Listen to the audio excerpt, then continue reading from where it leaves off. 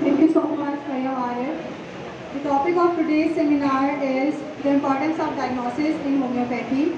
For this, a great personality, Dr. Sabah Alvi, is with us. She is a homeopathic consultant, the principal of Alvi Homeopathic Medical College, and she was also the first member of National Council of Homeopathy. She is also the educational social worker, so I request her to please come on the stage for the lecture.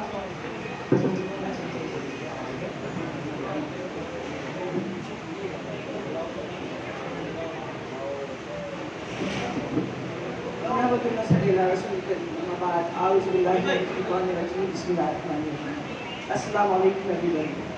Sorry for being late. There was such as reasons regard hazard of traffic and other things. Today my topic is importance of pathology in homeopathy. You all know that I am a homeopath. Or as far as I am homeopath, and most of the students who have completed their courses, I think they are homeopath. क्यों ना हम पहले थोड़ी सी एक brief history ले लें homeopathy. आज से 266 years back दुनिया की तारीख में कभी किसी ने सोचा भी नहीं था कि एक ऐसा बच्चा पैदा होगा जर्मनी के एक शहर में जिसका एक छोटा सा गांव होगा मैक्सिको, जहाँ पर एक मिट्टी के बर्तन बनाने वाला आदमी, उसका एक बच्चा होनहार ना सिर्फ शागिर्द बनेगा बल्कि वो होनहार एक फिलोसफर बनेगा, एक इन्वेंटर बनेगा। मैं किसी और की बात नहीं करी, मैं सर फ्रेडरिक सैमुअल हैनमैन की बात करूँ जो आज से तकरीबन 266 years बैक इस दुनिया में तशरीफ लाए। आप मास्टर जी डिजीज़ थे, आपने अपने बहुत नामसाइद हालात में अपनी एजुकेशन को जारी रखा।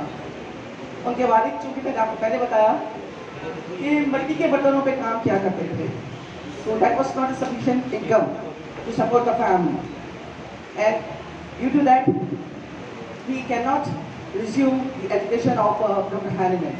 But unfortunately, as Hahnemann was a very brilliant student, his teachers put a part on it, and he said that he will continue the medicine, he will continue the education. Dr. Hahnemann was very egoistic. He does not want to have a support with anybody else. What he do? He paints the pottery himself, and he started translating books in other languages. While translating and doing his job, he completed his MBBS and then did his MD. During the course of MD, when he was learning to and translating the Materia Medica of Florence, he came to the conclusion that there is a stigma, there is not clearance, there is a mistake, or I cannot find it very clearly.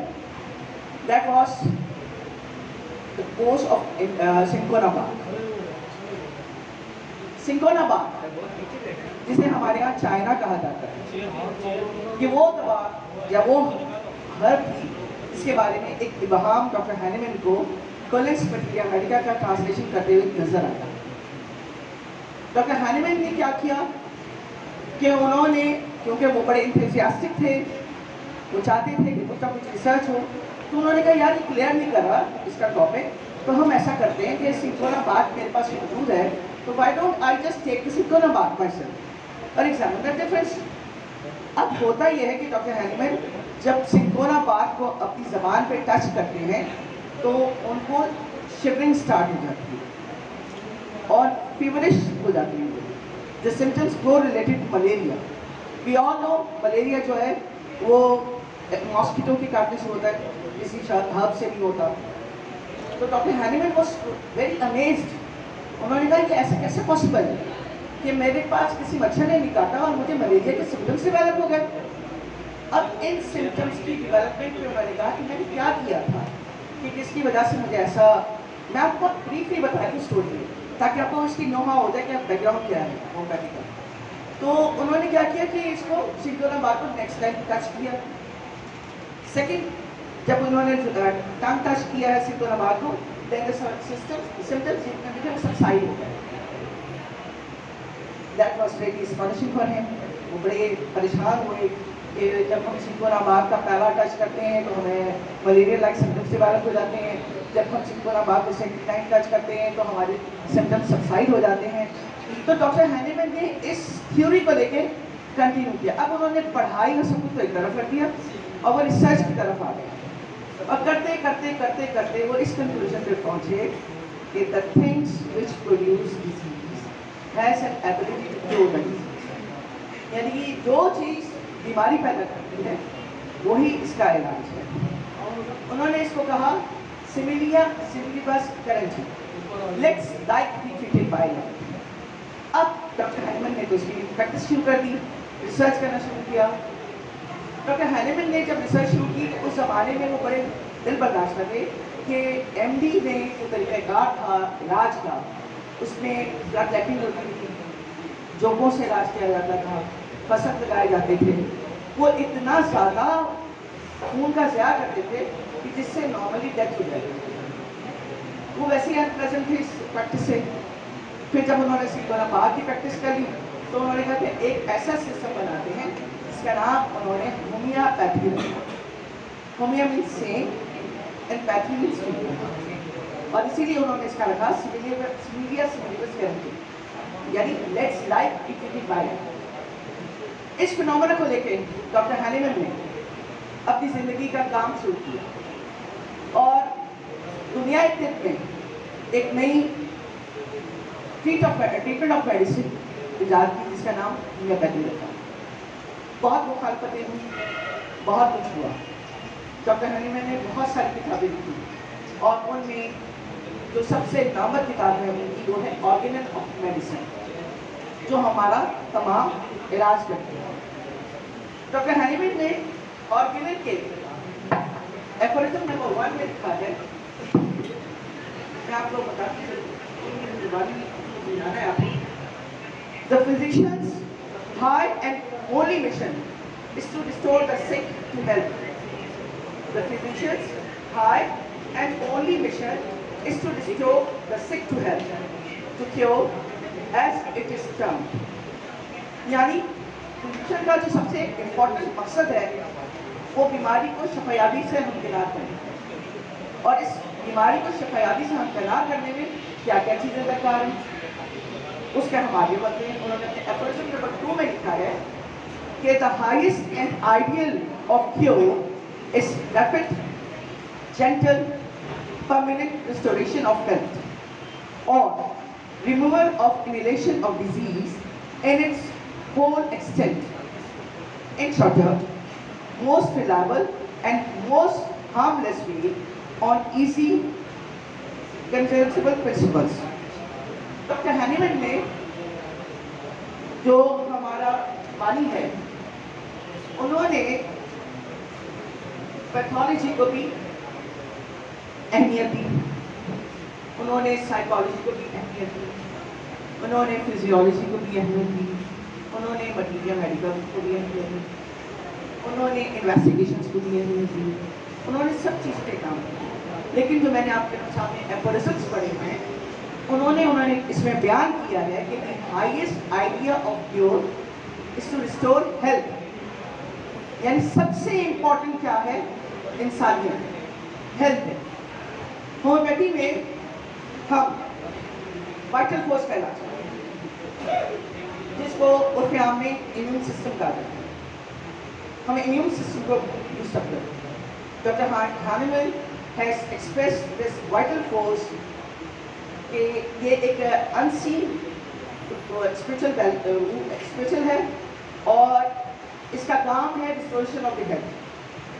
अब होता यह है कि हम जब pathology पढ़ते हैं तो हमें पता है कि हमारा जब इम्यून सिस्टम डिफीट होता है किसी भी वाइटल ऑर्गन, किसी भी फॉरेन बॉडी से, तो वो हमारे वाइटल ऑर्गन्स को हिट करता है, बीमारी में मुब्तला करता है. अब उसकी रेस्टोरेशन जो है वो होम्योपैथी में बहुत इम्पोर्टेंट है. होम्योपैथी में 4 मदारिज हैं, क्लासेस हैं रेस्टोरेशन ऑफ हेल्थ. पहला है वाइटल फोर्स, दूसरा है ह्यूमन बॉडी, तीसरा है डिजीज और फोर्थ है हमारे पास मेडिसिन। ठीक है, ये 4 हमारे फिक्स है जिन पे हम अपनी हेल्थ को रिस्टोर करते हैं। वाइटल फोर्स तो मैंने कहा कि एक छुपी हुई, एक साइलेंट फीचर है हमारे विद इन मी है। यानी हम ये जानते हैं कि अल्लाह ताला ने हमारे जिस्म में ब्लड सर्कुलेट किया, अल्लाह ताला ने हमें देखने के लिए आंखें, सोचने के लिए दिमाग और जिंदगी को रवा दवा रखने के लिए सांस का इंतजार जरूरी है। आपको पता है जिंदगी की सबसे इंपॉर्टेंट इकाई क्या है? What are the tripods of life? Does anybody knows? What are the tripods of life? Brain, heart and lungs. These are the tripods of life. जिन पे सारी जिंदगी इन्हिसार करता है। ये हमारी मेजर ऑर्गन्स हैं। अगर ये किसी भी तरीके से कहीं पे भी इनके अंदर कहीं पे भी वेल फंक्शनिंग हो जाए या हेल्थ से कंसर्न कोई प्रॉब्लम आ जाए तो हमारा जिस्म जो है वो बीमारी की तरफ दबा हो जाता है। डॉक्टर हैनीमैन ने इस बात को प्रूव किया कि वाइटल फोर्स के डिस्टर्ब होने की वजह से बीमारी पैदा होती है और बीमारी अलामात की बुनियाद से नजर आती है। तो देखा जाए तो पैथोलॉजी और सिम्पटोलॉजी दोनों लाजिम और मलज़ूम है। Without pathology there is no symptom और होम्योपैथिक इन दोनों पे कंसर्न करती है, इन दोनों पे कंसर्न करती है। डॉक्टर हैनीमैन अपनी किताबों में लिखते आए हैं कि हमने ऐसा तरीक़ेकार इख्तियार करना है जिसमें इन्वेस्टिगेशन भी हो। क्यों हो इन्वेस्टिगेशन? कोई आइडिया है किसी को? To know the disease. अच्छा, बात मिथ है रिगार्डिंग होम्योपैथ कि होम्योपैथ डिजीज का कोई नाम नहीं होता। ऐसा नहीं है, डिजीज है तो बीमारी है। आप कितनी सारी बीमारियां हैं जो को रिलेटेड है, मैंने भी आपको बताया कि ट्राइपॉड ऑफ लाइफ पर डिपेंड करती है। मिसाल के तौर पे नर्वस सिस्टम, हार्ट और लंग्स। अगर दिल का काम क्या है? To supply blood through the body, ठीक है नहीं? फिर हमारा नर्वस सिस्टम हमारा सेंटर है बॉडी का, रिस्पॉन्स करता है हमारे सेंसेस को, ठीक है? और हमारा जो लंग्स हैं उनका काम क्या है? Breathing, to pass on oxygen. अब होता क्या है, लेकिन ऑक्सीजन एक्सेलर और कार्बन डाइऑक्साइड, अगर जिसम के अंदर कार्बन मोनोऑक्साइड हो जाएगी, ऑक्सीजन जो है प्रॉपर रिलीज नहीं होगी, तो क्या होगा? जहर फैलेगा। ऑक्सीडेशन नहीं होती ना, आपके जिस्म में जहर फैल रहा है तो आप बीमारी की तरफ जाते हैं। बीमारी को आप कोई भी नाम देते हैं, आप उसे निमोनिया कहते हैं और उसको न्यूमोथॉरक्स कहते हैं, उसे आप कहते हैं, कोई भी नाम किसी भी ऑर्गन के हवाले से दें, लेकिन बीमारी तो मौजूद है ना। अभी कैसे पता चला कि है?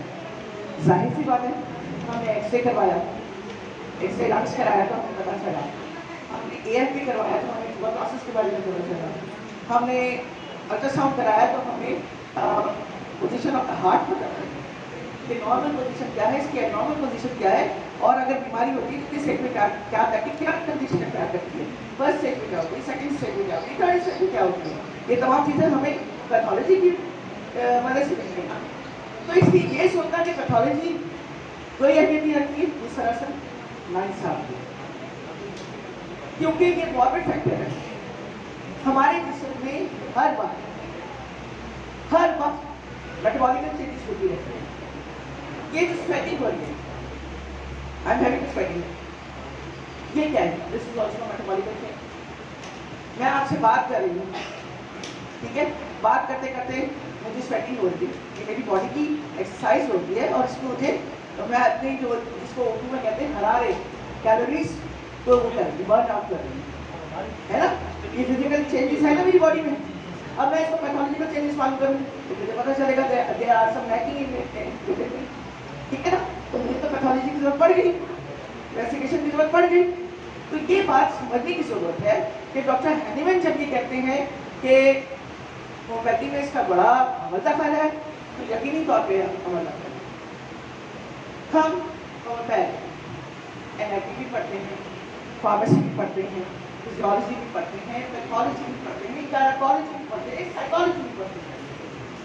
फिर इसके बाद हम आके केस टेकिंग करते हैं, हम फॉरेंसिक मेडिसिन करते हैं, हम डेपुटाइजेशन ऑफ ड्रग करते हैं, केस टेकिंग एंड डेपुटाइजेशन करते हैं।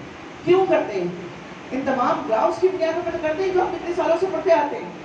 तो बेटा, pathology has a markable evidence in the field of making Mankind health. एक बात मैं आपसे शेयर करूँ, अल्लाह ताला ने हमारे जिस्म में बहुत सारी चीज़ें तो खुद काम करने के लिए दी, जैसे रात की नींद, ठीक है ना। रात की नींद में एक बहुत इम्पोर्टेंट बात आई थी मेरे पास, मैंने कहा ये मौका है कि शेयर करूँ। लिवर वाइटल ऑर्गन है, ठीक है ना, और लिवर रात 3 बजे से सुबह 5 बजे तक हमारे जिस्म से जहर का इखराज करते हैं। अब अगर हम अपनी नींद को ना लें प्रॉपर, तो क्या होगा? डिटॉक्सिफिकेशन का टाइम कम हो जाएगा, जो नेचुरली अल्लाह ताला ने हमें दिया है। अगर हम 3 बजे से पहले सो रहे हैं, यानी अगर हम 1 बजे सो रहे हैं तो 1, 2, 3 घंटे मिल रहे हैं। 12 बजे सो रहे हैं तो 4 घंटे मिल रहे हैं। 2 बजे सो रहे हैं तो 1 बजे मिल रहा है। और अगर हम 3 बजे के बाद सो रहे हैं तो क्या हो रहा है? फिर डिटॉक्सिफिकेशन का टाइम तो नहीं खत्म कर दिया जो अल्लाह ताला ने हमें दिया था। फिर हम कहते हैं कि हमें बीमारी हो गई, हमें यकान हो रहा है, हमें हेपेटाइटिस हो रहा है, हमें लिवर सिरोसिस हो रहा है, हमें लिवर कार्सिनोमा हो रहा है, हमें एनलार्जमेंट हो रही है, सिरोसिस है हमारा। ये तमाम क्यों हो रहा है? क्योंकि we are not living a healthy life, और हेल्दी लाइफ के लिए जानना जरूरी है through the process of pathological investigations. सही है ना? हमने अपने आप को फिट रखने के लिए देखना है ना कि हमारा ब्लड कैसा है, हमारा हीमोग्लोबिन कैसा है, हमारा जिस्म के तमाम एलएफटीज कैसी हैं, तमाम चीज़ें देखनी है ना हमें, तभी तो हमें पता चलेगा कि हम कैसे हैं। तो इसके साथ ही वैसे ही मुझे कह रहे हैं नहीं बस ओके। तो बेटा इसी तरीके से अल्लाह ताला ने लंग्स का टाइम रखा है रात 3 बजे से सुबह 5 बजे। अच्छा, सुबह का टाइम ब्रीदिंग के लिए बड़ा अच्छा है। Taking oxygen and expel of carbon dioxide, ये तो नॉर्मल फिनोमेना है हमारा। सुबह में अल्लाह ताला ने फजर की अज़ान का टाइम क्या रखा है? बड़ा खूबसूरत टाइम। अगर आप कभी अल्लाह की हिकमत पर गौर करें तो आपको उसकी वहदानियत पर यकीन होगा, और कामिल यकीन के साथ आप कहेंगे कि उस रब ने हर चीज़ किसी मकसद के तहत बनाई। ये इंसानी जिस्म जो है, जिसमें हमारे पास लाखों करोड़ों की तादाद में हमारी सेल्स हैं, हर सेल अपनी इम्पोर्टेंट है, हर एक का एक फंक्शन है, हर एक पैथोलॉजी है, हर एक मॉर्फोलॉजी है, हर एक इम्पॉर्टेंट स्टेज आती है। इन तमाम को जानना इतना ही ज़रूरी है जितना आप अपने एक सिलेबस को समझते हैं। इसके साथ ही मैं आप लोगों से जाना चाहूँगी, उम्मीद है कि कुछ शायद समझ आ गया हो। कहते हैं ना, इंसान शेख सादी से किसी ने पूछा कि ताल्लुक़ क्या चीज़ है, तो वो शेख सादी रहमतुल्लाह ने फरमाया कि मैं इसकी मिसाल एक पानी के कतरे से देता हूँ। पानी का कतरा जो बारिश से गिरता है, बारिश का वो पानी का एक कतरा जब कीचड़ में गिरता है तो वह नजस हो जाता है। वही पानी का कतरा जब एक पत्ते में गिरता है तो वह अनमोल हो जाते हैं। वही पानी का कतरा जब आपके वजू के पानी में गिरता है तो वजू के काबिल बना जाता है, और वही पानी का कतरा जब सीप में जाता है तो मोती बनाता है। तो इसका मकसद है कि अपना ताल्लुक़ हमेशा प्योर और सच्चे लोगों से, ताल्लुक़ हमेशा उस चीज़ से रखें जिसकी आप कदर करना जानते हैं। मैं बहुत शुक्रगुजार हूँ WHO की कि उन्होंने मुझे दावत दी اور گھر پہ آ کے اس ٹاپک پہ شائع کریں. کہنا تو بہت کچھ ہے لیکن چونکہ میں خود لیٹ ہو گئی ہوں اور آپ کا پروگرام بھی لیٹ ہو گیا اس لیے میں بہت زیادہ بول نہیں پاؤں گی. ویسے میں ٹھیک ٹھاک بولوں گی. ٹھیک ہے جی. Thank you very much. I love you all.